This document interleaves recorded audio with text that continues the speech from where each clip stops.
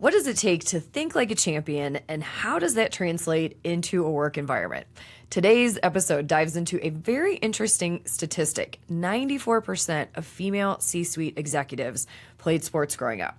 My guest today will share why that's true and what these women picked up along the way. And here's what I love about this conversation. The lessons underneath that statistic are not exclusive to former athletes. Resilience, composure, the ability to fail in public and come back stronger the next day, these are learnable, buildable, ownable, whether you were the captain of the team, a top mathlete, or today a people leader or an individual contributor. By the end of this conversation, you're going to walk away with the same toolkit and the collective energy of just how awesome and resilient women are.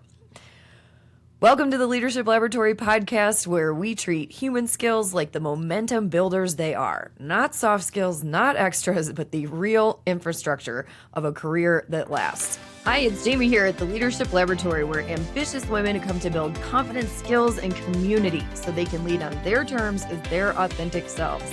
As we kick off today's episode, be sure to hit subscribe if you haven't already so that you never miss an episode. All right, let's get to it. Let me introduce our esteemed guest. It is a thrill to have her join us. She has spent 3 decades in rooms most women never get let into. Bonnie Bernstein is an Emmy Award-winning journalist who covered the NFL, NBA, MLB, and college football and basketball for ESPN, ABC, and CBS Sports. She is the creator, host, and executive producer of a new ABC series called The Champion's Edge. You're going to love this show. It showcases women across every industry: meteorology, medicine, law, entertainment, the C-suite, who trace their professional success back to lessons learned playing sports. And what I love about this upcoming conversation is that while sports are the driver here, there are so many leadership lessons applicable to the workplace that we can all use. And I haven't been able to say this to any of my other guests, but Bonnie has jumped hurdles, both figuratively and literally, to get to where she is today. Once an athlete, always an athlete. She taught me that. Bonnie, welcome to the show. Hashtag facts, Jamie. Thank you. I very rarely get to talk about my high school hurdling experience, but we can go there if you want. Yeah, well, and let's do this. Speaking of high school, or maybe this was college, but if I were to start singing, which I won't because I have a terrible singing voice, but if I were to start singing What I Like About You, would that spark a memory for you? Oh, that's so funny. So it sparks a high school memory, but it also sparks a memory within the Champion's Edge TV show. So in high school, I decided to try cheering for like one season. And one of the songs that we had to cheer to was that song, That's What I Like About You. And what's relevant more recently about it is that when I was featuring Ginger Z on one of our TV shows, ABC's chief meteorologist, she was telling me how she still remembers some of the cheers that she had in high school. And I shared my story, and I was showing her some of the moves, which I'm not going to do on your show, so I will spare your audience. But yes, a memory of the past and a much more recent memory. I love it. Well, yeah, the muscle memory is in there for I can't remember forever. what I had for breakfast this morning, but I remember the moves of the cheer. Yeah. So, yeah, you're sparking some memories for me here too. Well, I cannot wait to get into the Champion's Edge. But before we do, can we rewind the tape a little bit back to pre-ESPN, pre-CBS? You were breaking ground as Reno's first weekday female sports anchor. I imagine that has some stories behind it, some grit and resilience that took. What stood out about that time in your career? Well, the funny thing was, this was the NBC affiliate in Reno, and it was my second TV job. And no matter how many platforms there are, I always say that demand will outweigh supply in the broadcast business. So I had this opportunity to go from a teeny tiny market on the eastern shore of Delaware to Reno, Nevada, which was a big jump. And what was really cool about Reno is because the area is so mountainous, all of the stations in the market actually had satellite trucks. And what was cool about that is when there were big news stories going on, and that could be a major snowstorm in Tahoe or wildfires where maybe Las Vegas or LA or even CNN might be interested in those stories, we had the technological capabilities to go live in teeny tiny Reno. So that was a great core memory. The other thing is that prior to me going there, and they initially hired me to be a general assignment reporter, and I was covering gaming and entertainment, but then our main sports anchor left. And they appointed me their first female weekday sports anchor. So that was kind of cool to be a local market pioneer. And what I so greatly appreciated, Jamie, is that when you're the first, sometimes the response isn't always great across the board, but the Reno community was just so welcoming and so warm and so supportive. When I was going out and doing events and stuff, people would come up and they would introduce me to their daughters and say like, "Hey, honey, this is possible. Meet Bonnie." Yeah. So I loved all of that. Reno is just such a fun town and such close proximity to Tahoe that it was really an awesome job. That's so cool. And I love it. This ties in so nicely to, I know, one of your main drivers with the champion's edge of this whole idea. If you see it, you can be it, and that inspiration.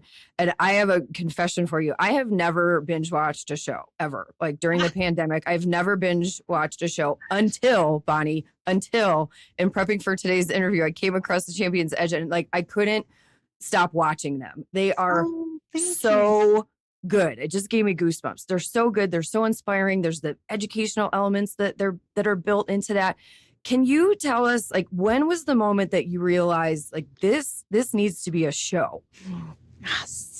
Many years ago, maybe 10 years ago, I'd started seeing some research about the connection between sports participation and career success for women. And the statistic we always love talking about, and the one that really sticks out because it's such a big number, is that 94% of all female C-suite executives played sports. More than half of those women played at the college level.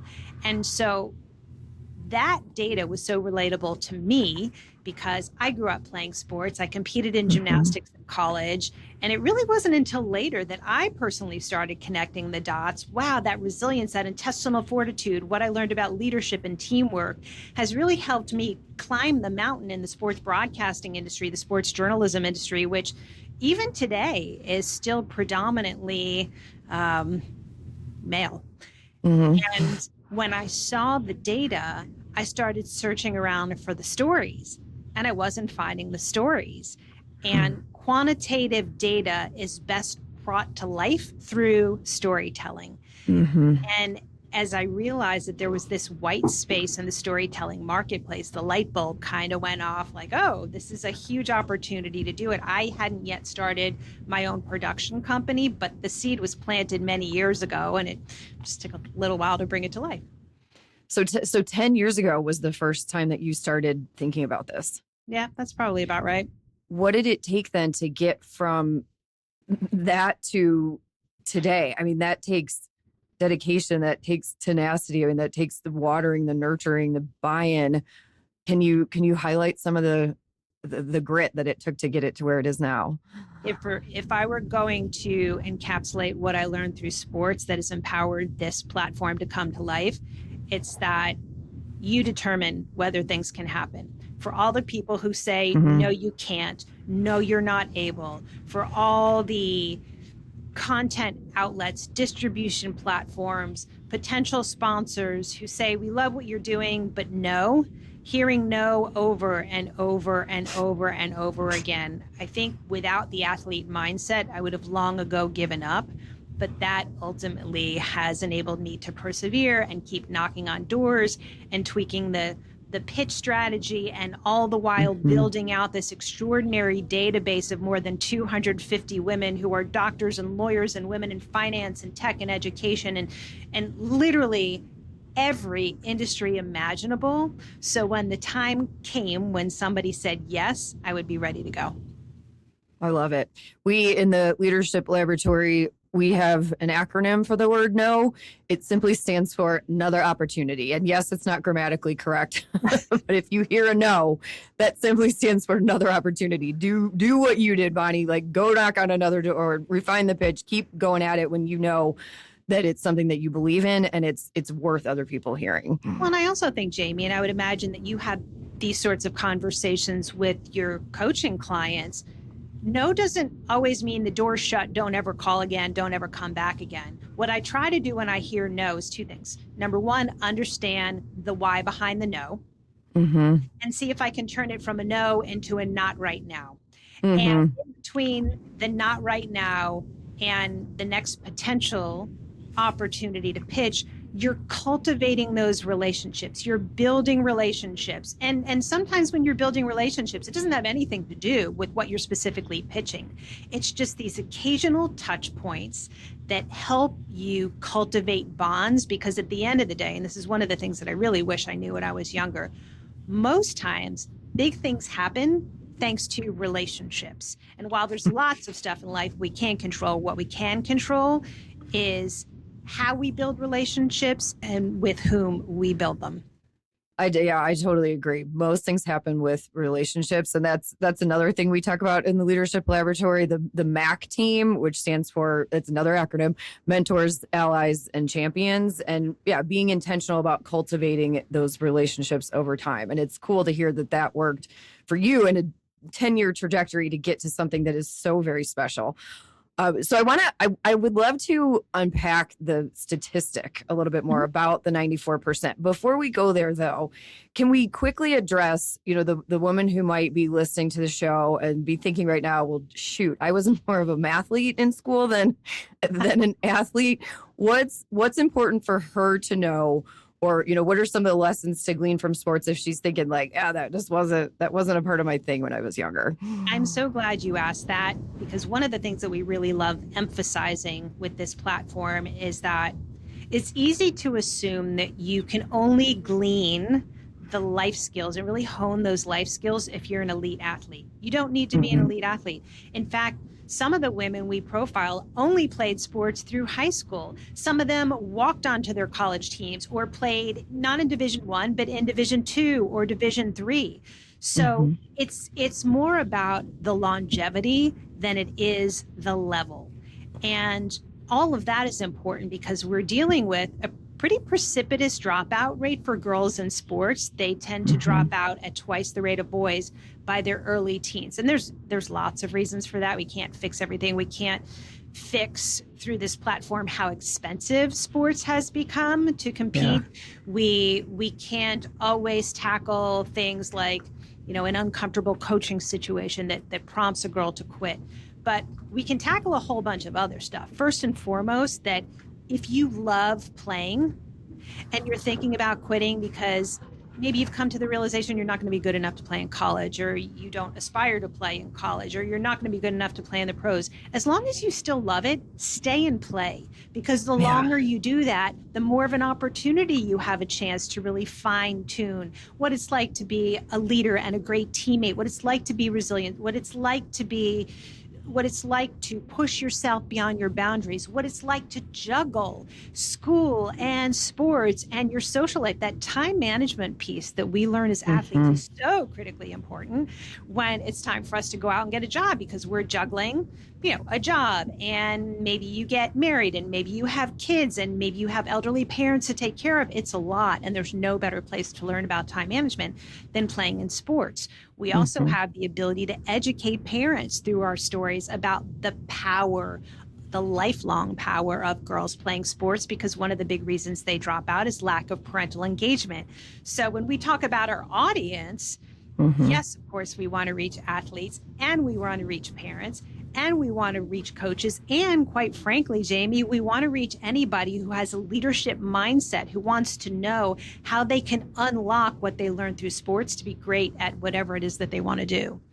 Yeah, I love that. And it sounds to me like a very approachable way to welcome it into the conversation. And I also like that what you're saying is to be able to just play a sport and have fun with it. Do it not under pressure, but just for the discipline of the sport itself, or the commitment that you would have.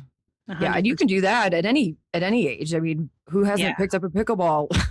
We've had, and there have been so many discussions. There's two different spheres for sports. There's the recreational play, and then there is the hardcore club scene, travel teams, all that sort of stuff. That's a whole different animal. What we want to really emphasize is that there should not be anybody forcing you to go the club route. If you just want to have fun, if you just want to play with your girlfriends or just be a part of a high school team and not be so singularly focused and driven by the wins and the trophies and the medals and the championships, that is great. Do it. And I really like having those conversations because we're sort of at this point in sports where there are more kids than ever starting to specialize to really hone in on one sport at 10 years old, 11 years old. And we just want to say, like, okay, if you really want to do that, great. But there should be nothing precluding you from trying, sampling all different sorts of sports because you never know what's going to resonate. And what resonates may be different from sport to sport, you know? Yeah. And time in life, like what resonates at this age might not at another. Totally different sometime else. Yep, for sure. Yeah. Yeah. So can we get into the research itself and what inspired the study? It's so refreshing to see a research study of this magnitude done on women because there is a severe lack of research on women in health and education in sports. I read the other day, and I verified this because I knew I was going to be talking to somebody, a journalist who was like, would be like, Jamie, did you check your source? That there was between 2019 and 2023, there was $1.24 billion dedicated to research on, deep breath, erectile dysfunction versus only 44 million for endometriosis. And that just makes my heart hurt when I say that. So I am so thrilled to see you highlight this statistic for women, and I'm hoping that it garners even more interest in researching women. So can you tell us a bit about the study? Yeah, well, medicine's been a little late to the girl party. Yeah, you're right. And we're finally starting to have these conversations about how modern medicine is so far behind when it comes to doing research about women's bodies. They always assumed, well, you know, a woman's body is just like a man's body, except a few different, you know, parts that have been swapped out. What's important about this research, Jamie, is that, well, yes, we like to accentuate that 94% statistic. Leadership shows up in lots of different ways. You can be a leader as a mid-level manager. You can be a leader in your church. You can be a leader as a parent. You can be a leader for the Parent-Teacher Association at your kid's school. And what I think this conversation does is it helps reframe the athlete experience for anybody who's listening to it. Because, you know, how many times you go into church or to synagogue or whatever your religious preference is, but you go to worship and you look at a leader and you wonder, oh, I wonder if that person played sports. You know, we probably don't have those conversations at all. And quite frankly, leaders in houses of religion, perhaps they're not thinking about it either. But leaders show up in every facet of our lives. And it's one of the reasons why I love so much the diversity of the profiles of all the women we showcase, because even if we're not necessarily hitting on what industry you're in or wherever you're being a leader, it just hits home that what we learn through sports can also be applicable in so many different areas of your life far, far after your playing days. Hi, Lab Cats and listeners. A quick announcement for you. In today's episode, you will hear me refer to the PQ score and the saboteurs. And self-awareness of these two is a game changer in elevating your life, advancing your career, and moving through obstacles faster. These are not just ethereal concepts. As a certified PQ coach, I'm granting you access to 2 assessments so that you can learn your PQ score and diagnose your saboteurs. I'll share these with you, though, under one condition: you approach your results with curiosity, not judgment. When you're judging, you ain't budging, but when you stay curious, that is where your growth and your transformation occurs. So do we have a deal? Great. Okay, back to today's episode. And I've heard, Bonnie, you say that there's a through line of every guest on your show, and it's 2 things. It's her resilience and her ability to pivot. Yeah. And I love that. Can you tell us more about those pivots or the resilience or what you're hearing from these ladies? I think those topics are so important, Jamie, because societally, I still think to a certain degree, we are conditioned to look at failure or challenges or obstacles as something that's a negative reflection on us, an indictment of our abilities. And what sports teaches us is no, hang on a second. Failure is not only okay, failure is not only normal, failure is a part of the journey towards success. It's just saying you need to keep working, or maybe you need to attack your goal differently, take a different approach. And if and when you do reach that mountaintop or achieve that goal, whatever it looks like, having overcome the failures and the challenges and pivoting and trying to take a different approach makes how much you embrace that victory sweeter, because it didn't come easily. Any athlete will tell you there is nothing about achievement that is easy. It takes hard work. It takes being coachable. It takes being resilient. Sometimes it requires pivoting in the way you're going about trying to achieve your goal, whatever it is. But it's really just part of the process. And I think the more that we can hit that point home, the more it enables us to shift the narrative about failure not being a bad thing, failure just normalizing it. Yeah, and supporting others through it, right? Because as women and high achievers and type A personalities and perfectionists or recovering perfectionists, we can be so hard on ourselves when the thing doesn't go how we thought it would. Yeah. But one of the things we talk about in the leadership laboratory is rejection is redirection. And I think that speaks to what you're describing, Bonnie. It's just like, these are data points, right? When it doesn't go how you thought it would, it's not game over. It's a data point. And how can you use that to inform what happens next? Yeah, and I'll actually take that one step further, Jamie. I think rejection also invites reevaluation. Because if there are people in your circle who are constantly rejecting you rather than lifting you up, a lot of times that's a them problem that becomes a you problem, right? And ideally, again, coming back to controlling the controllables, we get to choose the people with whom we surround ourselves. And my personal philosophy is I'm always the dumbest person in the circle around my friends. My friends, particularly my female friends, are all extraordinarily wonderful humans and accomplished in their own right, whether that is as a mother or a professional. But their consistent through line is that they're always there to support and lift me up, which makes me feel like I live in a safe space. And for those who are on the circumference who are not supportive, you have to have a very honest, open, and vulnerable conversation about yourself, about why they're still in your life, whether it's your inner circle or your outer circle. And sometimes we're stuck in those situations because we need to work with people. But is there a way for us to, in situations of rejection, reevaluate what's going on to try to improve our odds at success and feeling good about ourselves and reaching whatever mountaintop it is that we're trying to reach? Yeah. And having that community, that support, 100%. that safe, sounding board to be like, hey, let's talk about this. And also to help a place to help process the emotion, because if you leave that emotion in there, it's just going to get stuck and continue to do more damage.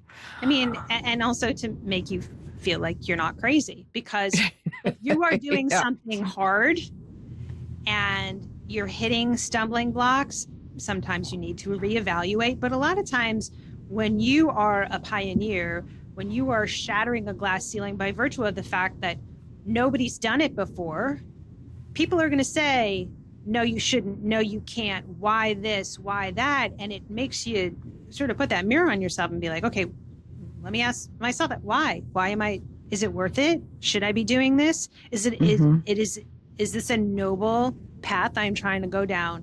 And that's when your inner circle and your safe space comes into play, because they'll be real with you. But if they also believe in you and they know who you are, they will be there to lift you up and let you know, yes, keep going. Definitely. And it's so important to share that in a trusted space with people who will honor and support your dreams, because they also have big dreams and possibilities. Absolutely. Oh, it's such an inspiring series. Do you, Bonnie, see a parallel for women in leadership, right? We can be so hard on ourselves and so ambitious and doing so many things. Do you ever see that tipping point where the ambition turns away from the fun and it turns into just enduring it? I mean, what would be something to watch out for, or a step that a woman could take to say, wait a minute, there's probably a better, different way to do this? I think it's natural for type A women, and particularly athletes, to just get used to pushing themselves. Mm-hmm. And I think that's okay. Where sometimes we lose ourselves is when we don't pause and emphasize the importance of self-care. And I've gotten myself into those situations before, and it's a frequent part of our conversations with our power players. We are just wired to push and grind and push and grind. And sometimes you need people in your circle, family, friends, loved ones, to just say, you need to stop. You need to reset. You need to take care of yourself, because at the end of the day, if each of us isn't at the top of our respective games, we can't be great for everybody else around us, whether that's our colleagues or our partner or our children or whatever it is. And I think that's where athletes and type A women in particular struggle. And for me personally, I was thrust into that situation back in 2006. I'd just gone back to ESPN. I was working the #1 college football game on ABC, and then racing to the airport to fly to whatever site Sunday Night Baseball was at. I was on the road 4 to 5 days a week, and I was just running and running and running and running. And I suffered a life-threatening blood clot that was the full length of my leg, and it broke off and got into both of my lungs. And Oh my I gosh. nearly died.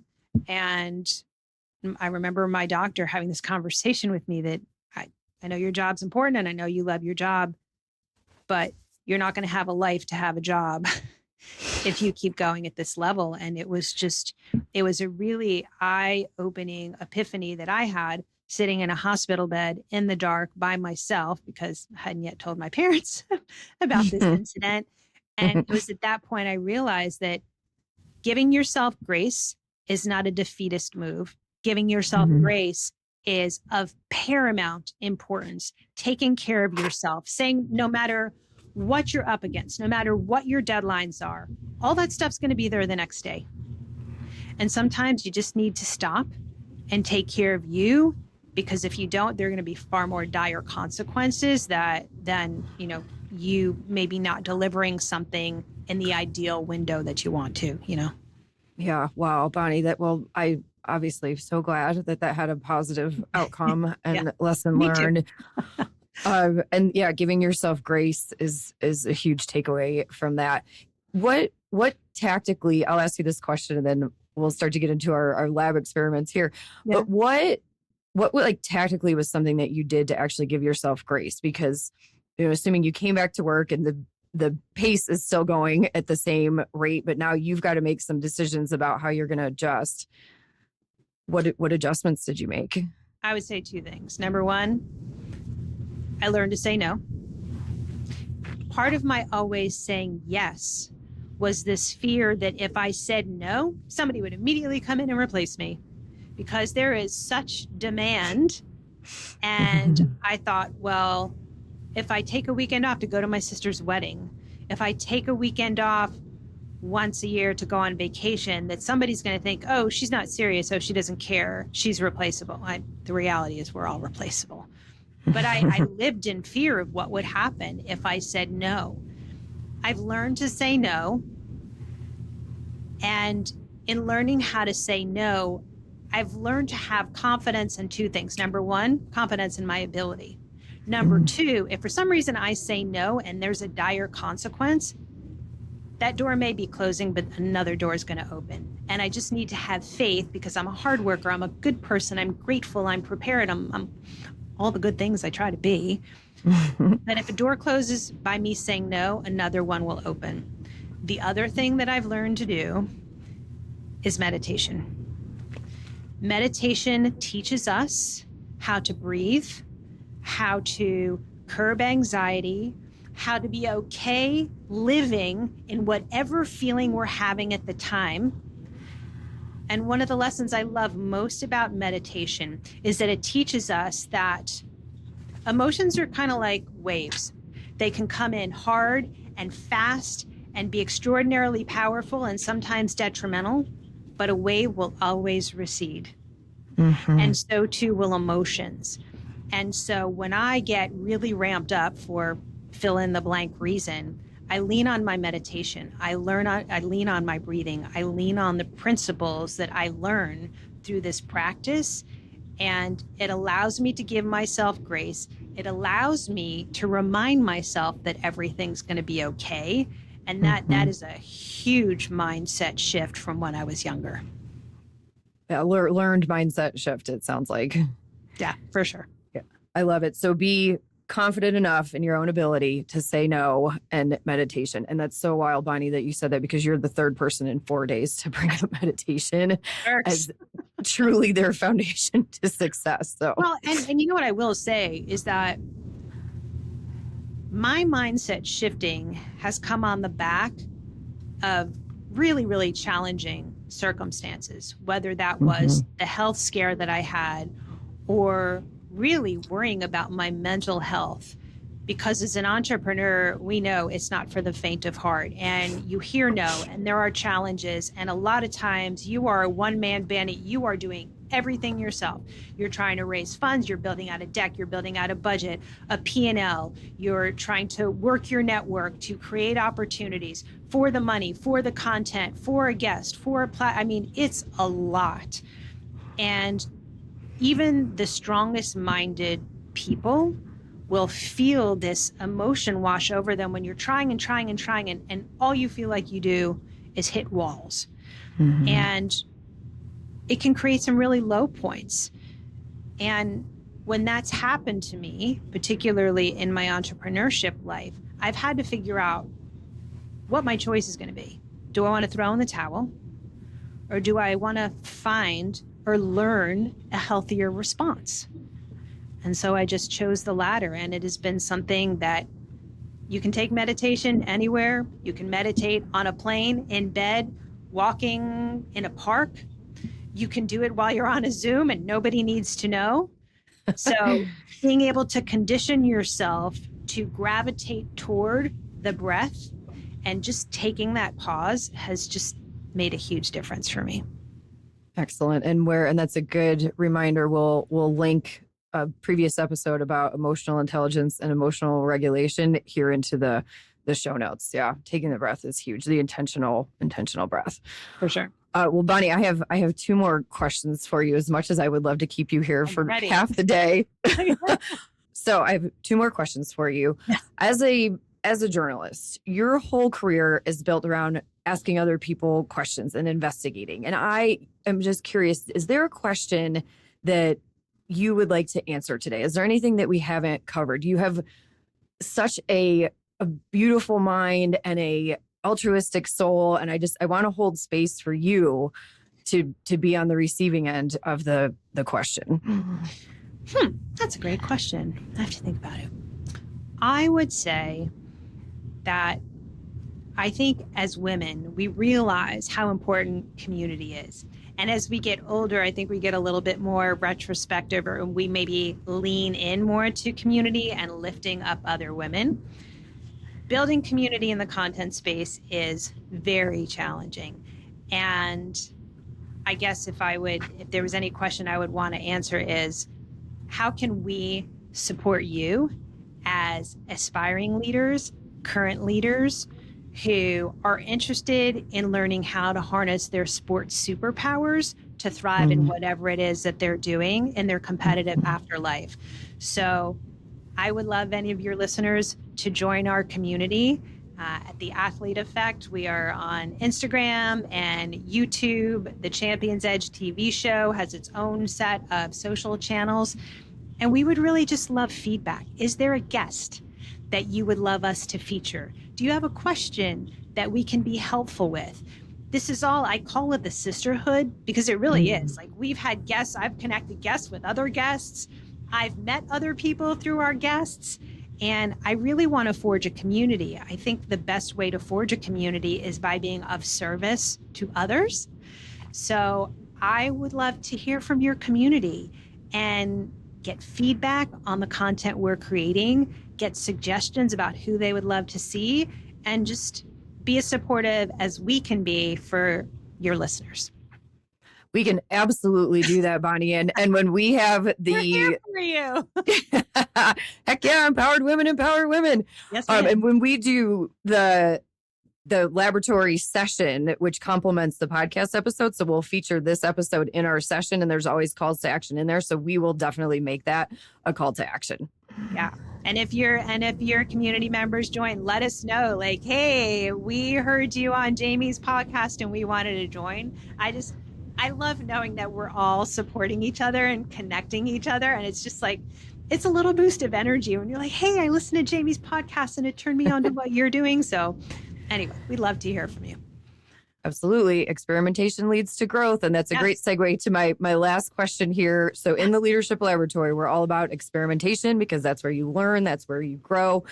So if you could offer one experiment that one of our lab cats, that's what we call our community members, could do this week, athletic or not, to reclaim a little bit of that fun in her work or to strengthen that muscle, no matter what her starting point is, what's one action, what's one experiment that you could recommend for her? I actually offered this up at a meeting just this morning.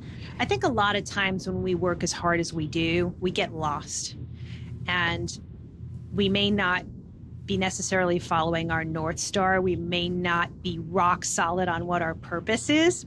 And so one of my favorite exercises, and I usually recommend it for a month, but if you're only giving me a week parameter, I will say try it for a week. Open a note in your phone, or if you happen to be somebody who journals and you carry a journal around with you, start a page in your journal. And every time something happens during the course of your day, and I understand this is like a different level of intentionality, but just stick with me here. Every time something happens during the course of your day that brings you a smile, that makes you feel like your heart is full, write it down. And when you do that, whether it's for a week or a few weeks or a month, and you go back and you look at it all, it really helps you dial in on what consistently brings you joy. And hopefully that may bring you some perspective that you might not have when you are so unilaterally consumed with your daily grind, that will help give you purpose and also help you be more intentional about how you fill your heart on a daily basis. So that's what I got. So powerful, Bonnie. Perspective, purpose. Oh, Bonnie, thank you. All the things. All the things. Bonnie, thank you. It is so awesome to have your energy here. I think the world of you, and I'm so honored that you spent this time with us. Any parting words? Honestly, I appreciate what you do. Coaches are so important, particularly for women in leadership. Of course, we need our community, but we also need people like you who come from the industry, you have expertise, but you also, as a third party, if you will, you can give candid advice and offer perspective that a lot of times when we're in the middle of our daily lives, we don't have. So I just wanted to give a little nod of gratitude to you because I'm sure your clients are so grateful and appreciative of the conversations they have with you, the results of the exercises and the homework you give them. So it really all comes back to supporting each other. And I appreciate the way you support women in the business community. Thank you. It is a massive mutual admiration society. Yes. Well, where to find Bonnie, listeners? The Champion's Edge, Saturday mornings on ABC. Check your local listings, and the Athlete Effect podcast, wherever you get your shows. We'll link that in the show notes. And as always, choose progress over perfection. Yes, absolutely. Jamie, thank you so much for having me. Truly my pleasure, Bonnie. Thank you. Until next time, if you are loving the show, it would mean the world to me if you left a 5-star review wherever you listen. It takes 30 seconds and it helps more women find the show.